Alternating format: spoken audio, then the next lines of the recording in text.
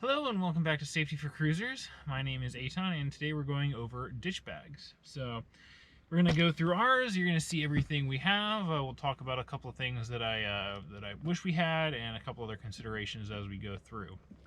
One thing to start out with, this is a giant heavy bag. If possible, and if you're on a bigger boat, I like to separate the ditch bag into kind of two components. The kind of everything else, and then the food and water.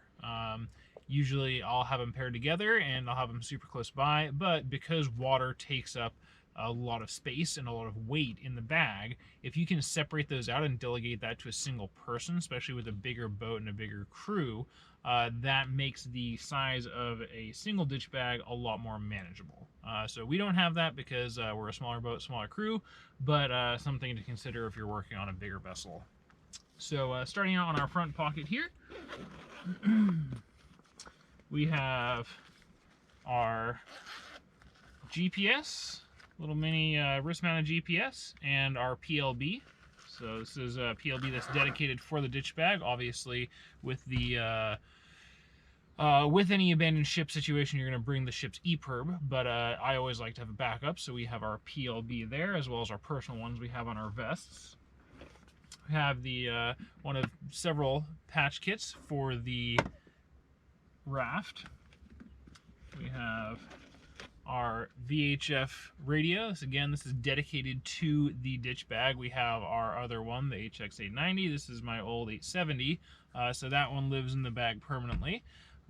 With any electronics, you have to make sure that you keep the batteries charged. And also, one of the things I really like that Standard Horizon does is they have a battery insert.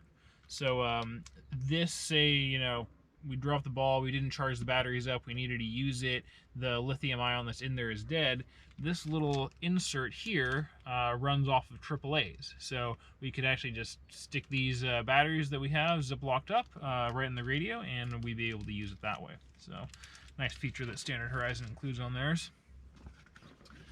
Have a solar lantern. These things are fantastic if you don't have any cockpit lights. They put up a lot of light. They are super lightweight, really compact LED, and obviously can be really good for an abandoned ship situation because life rafts don't have lights. And there's somebody's generator, so deal with that in the video. And down at the bottom of our front, we have a pair of binoculars. Always good to have with you. Moving on to the other two outside components before we get in the big one, we have a tube of sunscreen. Super important. Sun protection and hydration are two of the biggest issues when you're surviving at sea. So we'll get into some other things we have for sun protection in there, but having sunscreen makes a really big difference. We also have, on the other side, a strobe light. So this bag, if you saw our life raft video, is attached to our raft. Say that those all deployed automatically. We now have a strobe that is sitting on the outside of our ditch bag, and we'd be able to see that at night. Moving into the giant pocket main compartment that we have here. This is going to be our primary trauma kit. So this is going to be taking care of most of the bigger injuries. We've got all of our things that you saw from the med video there: tourniquets, large compression dressings, 4x4s, all that kind of good stuff. Got it in a nice watertight bag. Inside a watertight bag, you can never have too much redundancy in terms of keeping things dry. Our trauma kit. We have our little mini med kit. So this is going to have just a couple of different kinds of medications in it. Some of the more critical ones are going to be the antiemetics, because one of the first rules that you learn when you move into survival training for survival at sea is that first, you don't drink water for the first 24 hours, and second, as soon as you get in the raft, everybody gets an anti-nausea tablet, antiemetic. Doesn't matter if you are the captain and you've never been seasick a day in your life, everybody gets a tablet. It's just an insurance policy, because if one person does get sick and you've got 6 people in a 6-person raft, the rest of them are sure to follow, because enclosed space, little ventilation, and a bunch of vomit around is just not a good idea. And dehydration is obviously a major killer and a big concern for surviving at sea, so you want to make sure that you're mitigating and kind of working that risk as best you can. Inside here, we're not going to go over every little tiny item we have, but we have some personal sanitation items. So you have hand sanitizer, a little bit of toilet paper, some wipes, space blanket, really important. Besides the issues we talked about, hydration and sickness, heat loss can be a real issue depending on what part of the world you're in. We don't have a double floored life raft or anything crazy because we're not doing any sailing in waters that require. So just got a little space blanket that can help out with anyone who gets a little bit chilly. We have some additional signaling devices in here. So we have a signal mirror, we have a compass, we also have some fire starting equipment, we have a knife sharpener, a little bit of duct tape, some water treatment tabs in here. So next we have another little kit here. We have some bug spray and some sunblock, some more sunblock, pretty self-explanatory, and we also have some talcum and baby powder, talcum/baby powder. Basically, you have to imagine that you're in a small, damp space for long periods of time. You can develop saltwater sores, just little abrasions, chafes. Baby powder can really help keep things dry, and that's going to preserve your the integrity of your skin. And if you preserve the integrity of your skin, that in turn is going to help with all the other issues that you can run into. Down, we have some paracord and some fishing line. We have a little fishing kit in here as well. We have additional batteries for our flashlights that are in here. We have notepads, Sharpies, pens, pencils. Here are those lights that we talked about. We also in here have a multi-tool and a dive knife. And last but not least, we have a little handy schmandy little survival skills book.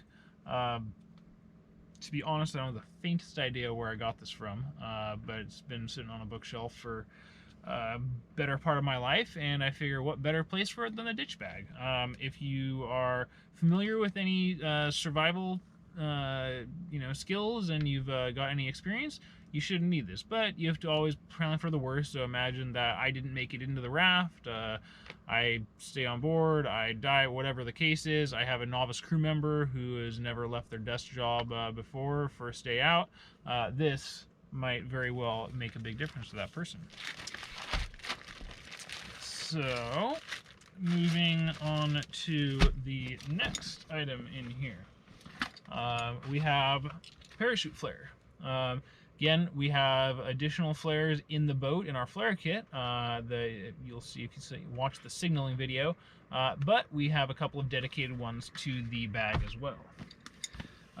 Next thing, we're just going to pull out a bunch of water. So, water is a huge issue surviving at sea. You can survive 3 minutes without air, 3 days without water, 3 weeks without food. Obviously, the air is a whole separate issue. The food, 3 weeks, not something we have to worry about quite as much. So that leaves us with the water. And that is why we have 1, 2, 3, 4, 5, 6 liters. 6 times 1.5 actually.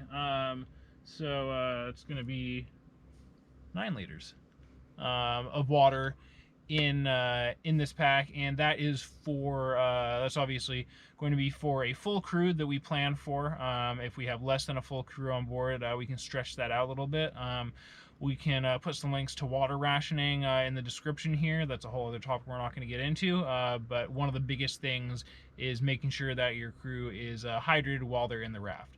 It's the balance between hydration and not wasting water. So we can put some links in there a little bit later. Okay, here we have some more med gear. This is going to be IV kits with some also basic medications. have our fishing kit here. Couple of hats, glasses, and other personal protective gear. So might seem like a weird thing to have, but again, you have to imagine that you are out in a raft or potentially on an island for an extended period of time. Sunburns are a great way to sap the moisture right out of you and also cause you extreme discomfort. So the more you can protect yourself, the better off you're going to be. This is a tarp. It's a reflective, kind of the same look as the survival blanket. That highly reflective, almost metallic look. Except this is nice, thick, kind of tarp material. So this is great. Can be used as a ground cover. Can be used to collect rainwater. Can be used to signal aircraft. Can be used for a million and four different things. Besides duct tape and paracord, I would say tarp is one of the most multi-faceted items that you can have in any survival kit, be it on land or at sea. This is the rest of our medications. So we kind of have our trauma, IV, med gear that rounds out our medical support. We have the rest of our flare kit. So this is a old expired flare kit that I had, and rather than get rid of it from the boat, I went ahead and used that for the ditch bag. Obviously, it would be better to have two perfectly valid and in-service ones, yes, but for those of us who aren't made of money, a good way to recycle them and reuse them is to repurpose them into a ditch bag. Got some chemical lights, glow sticks. We have additional additional water, some little water packets, and MREs in our high-quality West Marine paper bag. And the last thing is going to be this is my SAR survival kit. So this is something that I use in mountain rescue. This is going to have some redundancies and also some other gear that can be very useful surviving. More geared towards the kind of alpine environment, but it has a lot of stuff that's really useful for survival at sea as well. Got some trauma shears on there. And the last two things to go into are nice Trader Joe's bag. What this is a radar reflector. So some life rafts, depending on the one that you have, will have a radar reflector built into them or included in their survival kit. But again, you don't want to rely on those kits, just like we talked about in the life raft video. So we have a nice, big, full-size aluminum, sorry, not aluminum, but a metal radar reflector, and that can be put at the top of the raft. It can go onto a tree, can be used for signaling, can be used for a lot of different things. Couple more things that couldn't quite fit into the flare kit. Those are dye markers, so very good for signaling. And this is something that we don't necessarily think about a lot, but this is a battery bank, a little charge bout. It's a or charger bank, lithium ion, basically a little portable battery, and that didn't used to be something that was as important, but nowadays, with so many people using their phones and their iPads for charting and everything else, it can actually be a major survival item to have your phone or your tablet running. Beyond that, there's devices like InReaches and Iridium Goes, if you watch our satellite communication video, that are super critical for survival, and those all run on batteries. So this can actually be a pretty big safety item to have. And the last thing is going to be our final, we actually have two of these in there, but our final piece of MREs. We can put some links to MRE use down in the description as well. That's something that you need to reconcile with your water use. Depending on the MRE, depending on the food that you have, they can dehydrate, and like I said, you've got 3 weeks without food for most people. Potentially longer in an environment like a life raft where you're not doing much work. So the priority is definitely going to be staying hydrated and not so much eating. But you know, you get a giant bag when you had to fill up some space, so we got MREs. thanks for tuning in. I think this is actually one of our shorter videos, so hopefully you guys enjoyed that time frame, and we will see you guys in the next one.